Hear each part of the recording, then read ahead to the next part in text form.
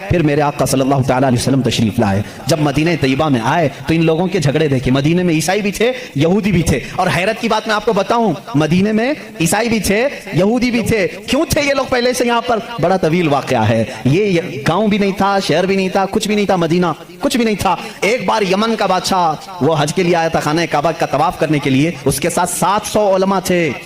کتنے؟ 700 علماء تھے. وہ جب واپس جا رہا تھا تو وہ علماء جو تورات بھی جانتے تھے, انجیل بھی جانتے تھے, انہوں نے ساری علامتیں میرے نبی کے آنے کی پڑھ لی تھیں. انہوں نے زمین کو دیکھا اور پہچان لیا. کہا وہ آخری رسول جو آئیں گے وہ اسی زمین پر آئیں گے, کیونکہ ہماری کتابوں میں لکھا گیا ہے عرب کے صحرا میں ایک چٹیل میں ایک زمین ایسی ہوگی جو پہاڑوں سے گھری ہوگی اور درخت کھجوروں کے کثرت سے ہوں گے, وہاں ہریالی ہوگی, اس کے بیچ میں وہ رسول آخری زمانے میں آئے گا.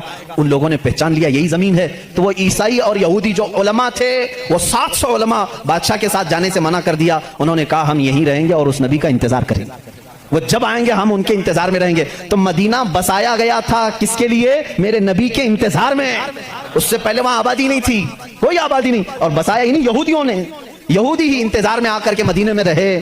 اور اتنا ہی نہیں, وہ بادشاہ نے ان کے لیے سب کے لیے گھر بنائے, ایک آبادی بنی, اور اپنا ایک لیٹر بھی دے کر کے گیا کہ اگر وہ نبی آ جائیں تو میرا یہ خط ان کو دے دینا کہ میں بھی ان پر ایمان لاتا ہوں. اس واقعے کو کئی سو سال گزر گئے لیکن وہ خط محفوظ تھا. جب رسول کریم صلی اللہ علیہ وسلم مدینہ ہجرت کر کے آئے تو آپ سب کو معلوم ہے, میں طوالت میں نہیں جاتا, تفصیل میں نہیں جاتا, حضور پاک صلی اللہ علیہ وسلم کو ہر کوئی اپنے گھر بلا رہا تھا. حضور نے کیا فرمایا؟ میری اونٹنی پر چھوڑ دو, یا جہاں بیٹھے گی وہاں میں قیام کروں گا. اونٹنی کہاں بیٹھی؟ حضرت ابو ایوب انصاری کے گھر پر. اسی صحابی کے گھر کیوں بیٹھی؟